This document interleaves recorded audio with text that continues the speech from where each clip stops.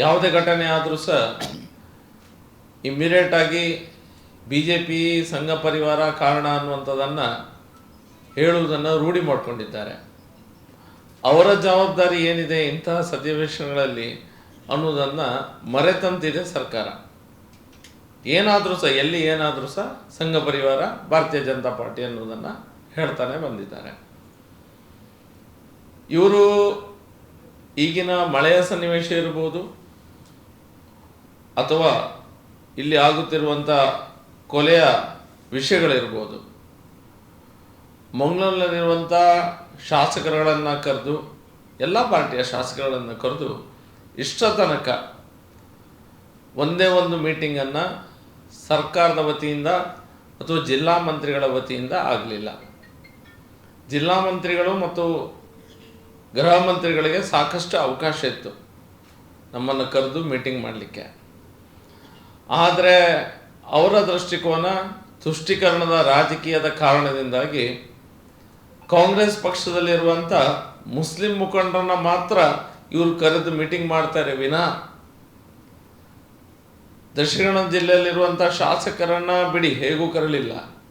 ಹಿಂದೂ ಸಂಘಟನೆಗಳ ಮುಖ್ಯಸ್ಥರು, ಬೇರೆ ಸಂಘ ಸಂಸ್ಥೆಯವರು ಎಲ್ಲರನ್ನ ಕರೆದು ಒಂದು ಮೀಟಿಂಗನ್ನು ಮಾಡುವಂಥ ಕೆಲಸಕ್ಕೆ ಇನ್ನೂ ಸಹ ಇವರು ಕೈ ಹಾಕಲಿಲ್ಲ. ಶಾಂತಿ ಸಭೆ ಅಂತ ಹೇಳಿದ್ರೆ ಅವರ ಪಾರ್ಟಿಯ ಅಲ್ಪಸಂಖ್ಯಾತ ನಾಯಕರನ್ನು ಕರೆದು ಮಾತಾಡುವುದೇ ಅವರಿಗೆ ಶಾಂತಿ ಸಭೆ ಅನ್ನುವಂಥ ರೀತಿಯಲ್ಲಿ ವರ್ತಿಸ್ತಾ ಇದ್ದಾರೆ. ಭಾಳ ಬೇಸರದ ಸಂಗತಿ ಏನಂತ ಹೇಳಿದರೆ, ಇವರ ತುಷ್ಟೀಕರಣದ ನೀತಿ ಒಂದು ಅತಿರೇಕದ ಮಟ್ಟವನ್ನು ತಲುಪಿದೆ. ಮೊನ್ನೆ ತಾನೇ ಒಬ್ಬ ವ್ಯಕ್ತಿ ಕೊಲೆಯಾದಂಥ ಸಂದರ್ಭದಲ್ಲಿ, ರಹೀಮ್ ಅನ್ನುವಂಥ ವ್ಯಕ್ತಿ ಕೊಲೆಯಾದಂಥ ಸಂದರ್ಭದಲ್ಲಿ ದಿನೇಶ್ ಗುಂಡೂರಾವ್ ಅವರು ಸ್ಟೇಟ್ಮೆಂಟನ್ನು ಕೊಡ್ತಾರೆ. ಇದನ್ನು ಮಾಡಿದ್ಯಾರು, ಯಾರೆಲ್ಲ ಇದ್ದಾರೆ, ಅದನ್ನೆಲ್ಲ ಹೇಳಲಿಕ್ಕಿಂತ ಮುಂಚೆನೇ ಭಗವದ್ಗೀತೆಯಲ್ಲಿ ಇದು ನಿಮಗೆ ಕಲಿಸ್ತಾರ ಅನ್ನುವಂಥ ಮಾತನ್ನು ದಿನೇಶ್ ಗುಂಡೂರಾವ್ ಹೇಳ್ತಾರೆ. ಅಂದರೆ ಇದನ್ನು ಮಾಡಿದವರು ಭಗವದ್ಗೀತೆ ಓದುವವರೇ ಅನ್ನುವಂಥ ರೀತಿಯಲ್ಲಿ ದೃಷ್ಟಿಕೋನದಿಂದ ಮಾತಾಡ್ತಾ ಇದ್ದಾರೆ. ಹಿಂದೂಗಳ ಹತ್ಯೆ ಆದಾಗ ಹಾಗಾದರೆ ಇವರು ನಿಮ್ಮ ಮುಸಲ್ಮಾನರ ಹತ್ರ ನಿಮ್ಮ ಕುರಾನ್ನಲ್ಲಿ ಆ ರೀತಿ ಹೇಳ್ತದ ಅನ್ನುವಂಥ ಪ್ರಶ್ನೆಯನ್ನು ಇವರು ಮಾಡೋದಿಲ್ಲ. ನಾವು ಮಾಡಬೇಕಂತ ಹೇಳೋದಿಲ್ಲ, ಮಾಡೋದು ಸರಿಯಲ್ಲ. ಇದೆಲ್ಲ ಈ ರೀತಿಯ ಭಗವದ್ಗೀತೆ ಮತ್ತೊಂದು ಇದೊಂದೆಲ್ಲ ಮಾತಾಡಬಾರ್ದು ಇವರೆಲ್ಲ. ಇದು ತುಷ್ಟೀಕರಣದ ಒಂದು ಅತಿ ವೇಗವಾಗಿ ಒಂದು ಗಡಿಬಿಡಿಯಲ್ಲಿ ಮಾಡುವಂಥ ಇದೆಲ್ಲ ಕೆಲಸಗಳು ಇವು. ಮತ್ತೆ ಹೇಳ್ತಾರೆ, ದಕ್ಷಿಣ ಕನ್ನಡ ಜಿಲ್ಲೆಯಲ್ಲಿ ಮುಸಲ್ಮಾನರು ಏನು ಮಾತಾಡಿದರೂ ತಪ್ಪೆ, ಏನು ಮಾಡಿದರೂ ತಪ್ಪೆ ಅನ್ನುವಂಥ ರೀತಿಯಲ್ಲಿದೆ ಅನ್ನೋದಂತ ಈ ವ್ಯಕ್ತಿ ಹೇಳ್ತಾರೆ. ಅಂದರೆ ಎಲ್ಲ ದಕ್ಷಿಣ ಕನ್ನಡ ಜಿಲ್ಲೆಯಲ್ಲಿ ಆಗುವಂಥ ಎಲ್ಲ ವಿಚಾರಗಳಿಗೆ ಹಿಂದೂಗಳೇ ಹೊಣೆ ಅನ್ನುವಂಥ ರೀತಿಯಲ್ಲಿ ಇವರು ಮಾತಾಡೋದನ್ನು ನಾವು ನೋಡ್ತಾ ಇದ್ದೇವೆ. ಇವರಿಗೆ ಅಡ್ಮಿನಿಸ್ಟ್ರೇಷನ್ನ ಮಾಡಲಿಕ್ಕೆ ಪೊಲೀಸ್ ಫೋರ್ಸಿಗಾಗಲಿ ಅಧಿಕಾರಿಗಳಾಗಲಿ ಇವ್ರು ಬಿಡುವುದಿಲ್ಲ. ಎಲ್ಲದರಲ್ಲೂ ರಾಜಕೀಯ ಹಸ್ತಕ್ಷೇಪ. ಸಮಸ್ಯೆ ಕುತ್ತಿಗೆ ತನಕ ಬಂದಾಗ ಅಧಿಕಾರಿಗಳನ್ನೆಲ್ಲ ವರ್ಗಾವಣೆ ಮಾಡೋದು ಇವ್ರದ್ದೊಂದು ಅಭ್ಯಾಸವಾಗಿ ಹೋಗಿದೆ. ಯಾವಾಗ ಅಡ್ಮಿನಿಸ್ಟ್ರೇಷನ್ ಮಾಡಬೇಕು ಆಗ ಅಧಿಕಾರಿಗಳಿಗೆ ಇವರು ಅಡ್ಮಿನಿಸ್ಟ್ರೇಷನ್ ಮಾಡಲಿಕ್ಕೆ ಬಿಡುವುದಿಲ್ಲ. ಯಾವಾಗ ಸಮಸ್ಯೆ ಕುತ್ತಿಗೆವರೆಗೆ ಬರ್ತದೆ ಆಗ ಅದೇ ಅಧಿಕಾರಿಗಳನ್ನು, ಇವರ ಇನ್ಫ್ಲುಯೆನ್ಸ್ನಂತ ನಡೆದುಕೊಂಡಿದ್ದ ಅಧಿಕಾರಿಗಳನ್ನು ವರ್ಗಾವಣೆ ಮಾಡಿಕೊಂಡು ಎಲ್ಲೋ ಒಂದು ಪೆಟ್ಟನ್ನು ತಪ್ಪಿಸಿಕೊಳ್ಳುವಂಥ ಕೆಲಸ ಇವರು ಮಾಡ್ತಾ ಇದ್ದಾರೆ. ಈಗ ನಮ್ಮ ಕಮಿಷನರೇಟಿಗೆ ಹೊಸ ಒಬ್ಬ ಕಮಿಷನರನ್ನು ಇವರು ಆಯ್ಕೆ ಮಾಡಿದ್ದಾರೆ,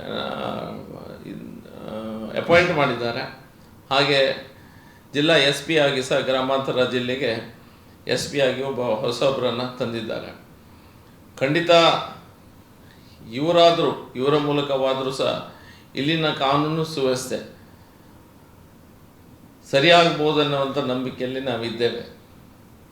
ಅವರಿಬ್ಬರು ಅಧಿಕಾರಿಗಳ ಬಗ್ಗೆ ಕೇಳಿದ್ದೇವೆ, ಒಳ್ಳೆಯ ಅಧಿಕಾರಿಗಳ ಮಾತ್ರ ಹೆಸರಿದೆ. ಈ ರಾಜಕೀಯ ಕಾಂಗ್ರೆಸ್ ಸರ್ಕಾರದ ಒತ್ತಡಕ್ಕೆ ಮಣಿಯದೆ ಎಲ್ಲರನ್ನ ಸರಿ ಸಮಾನವಾಗಿ ಕಾಣುವಂಥ ಅಧಿಕಾರಿಗಳು ಇವರಾಗಲಿ ಅನ್ನುವಂಥ ಹಾರೈಕೆಯೊಂದಿಗೆ ಇಲ್ಲಿ ನಡೆಯುತ್ತಿರುವಂಥ ನಂಬರ್ 2 ಬಿಸ್ನೆಸ್ಗಳು ಈ ರೀತಿಯ ಘರ್ಷಣೆಗಳಿಗೆ ಕಾರಣ. ಹಿಂದೂ ಸಮಾಜಕ್ಕೆ ಮತ್ತು ನಮ್ಮ ಈ ಸುಶಿಕ್ಷಿತ ಎಲ್ಲ ಸಮಾಜಕ್ಕೆ ದೊಡ್ಡದಾದ ಸಮಸ್ಯೆ ಇದೆ.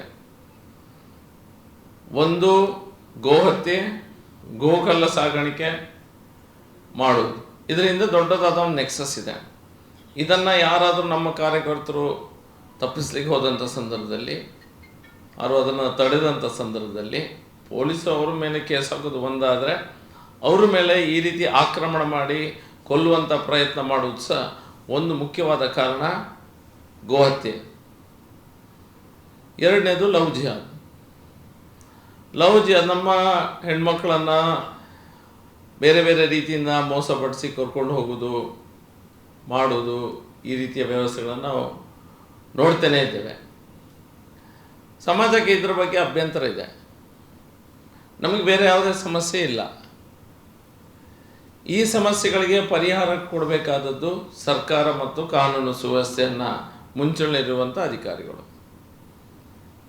ಅಂಡರ್ಲೈಯಿಂಗ್ ಪ್ರಾಬ್ಲಮ್ ನಾನೇನಂತ ಹೇಳಿದೆ, ಇದಕ್ಕೆಲ್ಲ ಮುಖ್ಯ ಕಾರಣ ಏನು?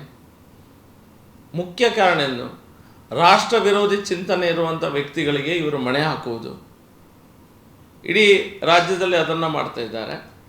ಆದರೆ ಇದು ದಕ್ಷಿಣ ಕನ್ನಡ ಜಿಲ್ಲೆಗೆ ಬಂದಂಥ ಈ ರೀತಿಯ ವರ್ತನೆ ಬಂದಂಥ ಸಮಯದಲ್ಲಿ ದಕ್ಷಿಣ ಕನ್ನಡ ಜಿಲ್ಲೆಯ ಜನರು ಅದನ್ನು ಒಪ್ಕೊಳ್ಳೋದಿಲ್ಲ. ಆ ರೀತಿಯ ಮನಸ್ಥಿತಿಯ ರಾಜಕಾರಣಿಗಳನ್ನು ಇಲ್ಲಿ ದೇಶ ವಿರೋಧ ರೀತಿಯಲ್ಲಿ ಮಾತಾಡುವಂಥ ರಾಜಕಾರಣಿಗಳನ್ನು ಇಲ್ಲಿ ಒಪ್ಕೊಳ್ಳೋದಿಲ್ಲ. ಇದೆಲ್ಲ ಅಂಡರ್ಲೈನ್ ಸಮಸ್ಯೆಗೆ ಪರಿಹಾರ ಕಂಡುಕೊಳ್ಳದಿದ್ದರೆ ಇವರು ಬಂದು ಏಕಮುಖವಾಗಿ ಒನ್ ಸೈಡೆಡ್ ರಾಜಕೀಯವನ್ನು ಮಾಡ್ತಾ ಇಲೆಕ್ಷನ್ ಗೆದ್ದ ನಂತರ ಇವರು ಅಡ್ಮಿನಿಸ್ಟ್ರೇಷನ್ ಮಾಡುವಂಥ ಸಂದರ್ಭದಲ್ಲಿ ಎಲ್ಲರನ್ನ ಒಂದೇ ತಕಡೆಯಲ್ಲಿ ನೋಡಬೇಕಾದಂಥ ಅವಶ್ಯಕತೆ ಇದೆ. ಮೊನ್ನೆ ಸುಹಾಸ್ ಶೆಟ್ಟಿಯ ಹತ್ಯೆ ಆದಂಥ ಸಂದರ್ಭದಲ್ಲಿ ಒಂದೇ ನಮ್ಮ MLAಗಳನ್ನಾಗಲಿ ಸಂಘಟನೆ ಮುಖಂಡರಾಗಿ ಕರೀಲಿಲ್ಲ. ನಾನು ನಿಮ್ಗೆ ಆಗಲೇ ಹೇಳಿದೆ, ಅವರ ಕಾಂಗ್ರೆಸ್ ಪಕ್ಷದ ಮುಸ್ಲಿಂ ಮುಖಂಡರನ್ನು ಮೀಟಿಂಗ್ ಮಾಡಿದರು. ಕಾಂಗ್ರೆಸ್ ಪಕ್ಷದ ಮುಖಂಡರು, ಮುಸ್ಲಿಂ ನಾಯಕರು ಸುಹಾಸ್ ಶೆಟ್ಟಿಯ ಮನೆಗೆ ನೀವು ಹೋಗಬಾರ್ದು ಅನ್ನುವಂಥ ಪಟ್ಟು ಬಿದ್ದರು.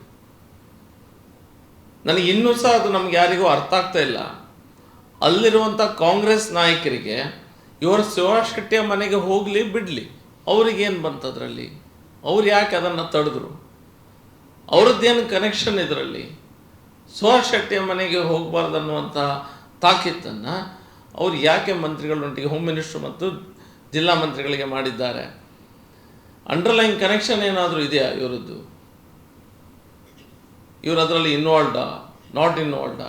ಈ ರೀತಿಯ ಸುಹಾಸ್ ಶೆಟ್ಟಿಯ ಮನೆಯವರು ಎಲ್ಲರೂ ಸಹ ಕಾಂಗ್ರೆಸ್ನ ಕಾರ್ಯಕರ್ತರಾಗಿದ್ದಂಥವ್ರ ಮನೆಯಲ್ಲಿ ಕುಟುಂಬದವರು ಎಲ್ಲರೂ ಸಹ, ಅವರ ಅಜ್ಜ ಅಂತೂ ಇಂದಿರಾ ಗಾಂಧಿ ತೀರಿ ಹೋದಂಥ ಸಮಯದಲ್ಲಿ ಅವರ ಮರಣಕ್ಕೆ ಡೆಲ್ಲಿವರೆಗೆ ಹೋಗಿದ್ರು ಸುಹಾಸ್ ಶೆಟ್ಟಿಯ ಅಜ್ಜ, ತಾಯಿಯ ತಂದೆ. ಹಾಗಾದರೆ ಈ ಮುಸ್ಲಿಂ ಮುಖಂಡರು ಸುಹಾಸ್ ಶೆಟ್ಟಿಯ ಮನೆಗೆ ಹೋಗಬಾರ್ದು ಅನ್ನುವಂಥ ತಾಕೀತನ್ನು ಯಾಕೆ ಮಾಡಿದ್ರು ನನಗೆ ಇನ್ನೂ ಗೊತ್ತಿಲ್ಲ. 144 ಸೆಕ್ಷನನ್ನು ನೀವು ಹಾಕ್ತೀರಿ. ನಾವು ಯಾವುದೇ ಕಾರ್ಯಕ್ರಮಗಳಿಗೆ ಪರ್ಮಿಷನ್ ಕೇಳಿದರೆ ನೀವು 144 ಅಲ್ಲ, ಮತ್ತೊಂದೇನು ಸೆಕ್ಷನ್ ಹಾಕಿದ್ರು, ಅದಕ್ಕಿಂತ ಸಹ 169 ಸೆಕ್ಷನ್ ಹಾಕಿದ್ರು ಬಹುಶಃ ಮೊನ್ನೆ. ನಾವು ಯಾವುದೇ ಪರ್ಮಿಷನನ್ನು ಕೇಳಿದರೆ ನೀವು ಸೆಕ್ಷನ್ ಇದೆ, ನೀವು ಮಾಡಬಾರ್ದು ಅನ್ನುವಂಥ ಮಾತನ್ನು ಸರ್ಕಾರ ಹೇಳ್ತದೆ. ಆದರೆ ಮೊನ್ನೆ ಕಾಂಗ್ರೆಸ್ ನಾಯಕರೆಲ್ಲ ಸೇರಿಕೊಂಡು ಏನು ರಾಜೀನಾಮೆ ಮಾಡಬೇಕೆನ್ನುವಂಥ ನಿಟ್ಟಿನಲ್ಲಿ ಎಲ್ಲರೂ ಒಂದು ಕಡೆ ಸೇರಿಕೊಂಡು ಅಷ್ಟು ದೊಡ್ಡ ರೀತಿಯಲ್ಲಿ ಮೀಡಿಯಾದವರು ನಿಮ್ಮ ಮುಂದೆ ಆಗಿದೆ. ಆ ಸೆಕ್ಷನ್ ಇರುವಂಥ ಸಮಯದಲ್ಲಿ ಈ ರೀತಿಯ ಒಂದು ಸ್ಥಿತಿ ಇದೆ, ಕೋಮು ಸೂಕ್ಷ್ಮ ಅದು ಇದು ಅನ್ನೋಂಥ ಮಾತನ್ನು ನೀವು ಮಂತ್ರಿಗಳನ್ನು ಹಿಡಿದು ಮುಖ್ಯಮಂತ್ರಿಯವರಿಗೆ ನೀವು ಡೈಲಾಗನ್ನು ಬಿಡ್ತೀರಿ. ಹಾಗಾದರೆ ಆ ಸಮಯದಲ್ಲಿ ನೀವು ಯಾಕೆ ಇವರಿಗೆ ಪರ್ಮಿಷನ್ ಕೊಟ್ರಿ? ಕಾನೂನುಬದ್ಧವಾಗಿ ಆಗಿದ್ದಾದರೆ ನಮ್ಮೆಲ್ಲರ ಮೇಲೆ ಏನು ಸೋಷಿಯಲ್ ಮೀಡಿಯಾದಲ್ಲಿ ಒಂದು ಪೋಸ್ಟ್ ಹಾಕಿದರೆ ನೀವು ಸೋಮೋಟ ಕೇಸ್ ಹಾಕಿ 12 ಗಂಟೆ ರಾತ್ರಿಗೆ ನನ್ನ ಕ್ಷೇತ್ರದಿಂದ 3 ಜನನ ಹೊತ್ಕೊಂಡು ಹೋಗಿದ್ರಿ ನೀವು ಮೊನ್ನೆ. ಹಾಗಾದರೆ ಸೋಮೋಟ ಕೇಸನ್ನು ಇವ್ರ ಮೇಲೆ ಹಾಕಿದ್ದೀರಾ? ಯಾಕೆ ಹಾಕಲಿಲ್ಲ? ಹಾಕದಿದ್ರೆ ಯಾಕೆ ಹಾಕಲಿಲ್ಲ? ಇಮಿಡಿಯೇಟ್ ಆಗಿ ಹಾಕಲೇಬೇಕು. ಯಾಕೆ ಅವರು ಅಷ್ಟು ಜನರಿಗೆ ಒಂದು ಕಡೆಯಲ್ಲಿ ಸೇರ್ಲಿಕ್ಕೆ ಅವಕಾಶವನ್ನು ಮಾಡಿಕೊಟ್ಟಿದ್ರಿ? ಅದು ದೊಡ್ಡ ರೀತಿಯಲ್ಲಿ ಗಲಾಟೆನ ಮಾಡಿದ್ದಾರೆ ಅವರೆಲ್ಲ. ತುಂಬ ಜನ ಹೇಳ್ತಾರೆ ಅವರು ಅಮಾಯಕರು, ಇವರು ಅಮಾಯಕರು ಅಂತ. ಅಮಾಯಕರ ಹತ್ಯೆ ಆಗೋದನ್ನು ಹಿಂದೂ ಸಮಾಜ ಹಿಂದಿನ ಸಹ ನೋಡ್ಕೊಂಡು ಬಂದಿದೆ. ದೀಪಕ್ ರಾವ್ನ ಹತ್ಯೆ ಆಗಿದೆ, ಅವ ಯಾವ ಸಂಘಟನೆಯಲ್ಲಿಯೂ ಕೆಲಸ ಮಾಡ್ತಿರಲಿಲ್ಲ, ಯಾವುದೇ ಕೇಸ್ ಇಲ್ಲ, ಏನೂ ಮಾಡ್ತಿರಲಿಲ್ಲ. ಮೋಹನ್ ರಾಣೆ ಎಂಬಂಥ ವ್ಯಕ್ತಿ ಖಾಲಿ ಕೇಸರಿ ಲುಂಗಿ ಹುಟ್ಟಿದ್ದಾನೆ ಅನ್ನುವಂಥ ಕಾರಣಕ್ಕಾಗಿ ಅವನನ್ನು ಕೊಚ್ಚಿಕೊಳ್ತಾರೆ. ನರಸಿಂಹ ಶೆಟ್ಟಿಗರೊಬ್ಬ ರಿಕ್ಷಾ ಚಾಲಕ ತನ್ನ ಮನೆಗೆ ರಿಕ್ಷಾವನ್ನು ಬಾಡಿಗೆ ತೆಗೆದುಕೊಂಡು ಹೋಗಲಿಕ್ಕೆ ಬಂದಂಥ ವ್ಯಕ್ತಿಗಳನ್ನು ದೂರ ಕೊಂಡೋಗಿ ಅವನನ್ನು ಕೊಚ್ಚಿಕೊಳ್ತಾರೆ. ರಾಜು ಮೊಗವೀರ ತಲೆಯಲ್ಲಿ ಹಣೆಯಲ್ಲಿ ಕುಂಕುಮ ಧರಿಸಿದ್ದ, ತಿಲಕ ಹಾಕಿದ ಅನ್ನುವಂಥ ಕಾರಣಕ್ಕಾಗಿ ರಾಜು ಮೊಗವೀರ ಅನ್ನುವಂಥ ವ್ಯಕ್ತಿಯನ್ನು ಬೆಳ್ಳಂಬೆಳ್ಳಿಗೆ ಮೀನು ಹಿಡಿಲಿಕ್ಕೆ ಹೊರಟಂಥ ಸಂದರ್ಭದಲ್ಲಿ ಅವನನ್ನು ಕೊಚ್ಚಿಕೊಳ್ತಾರೆ. ಪ್ರವೀಣ್ ನೆಟ್ಟಾರ್ ಅವನನ್ನು ಕೊಂದರು. ಪ್ರಶಾಂತ್ ಪೂಜಾರಿ ಹತ್ಯೆ ಆಗ್ತದೆ. ಇವರೆಲ್ಲ ಏನು ಮಾಡಿದ್ದಾರೆ? ಇವ್ರ ಮೇಲೆ ಕೇಸ್ ಇದೆ ಅಂತ ಹೇಳೋದಾ? ಅದು ಇವರೇನಾದರೂ ಅನ್ಯಾಯ ಮಾಡಿದ್ರ? ಇವರೆಲ್ಲರೂ ಅಮಾಯಕರಲ್ವಾ? ಇದೆಲ್ಲ ಒಂದು ಪ್ರಶ್ನೆ ಇದ್ದೇ ಇದೆ.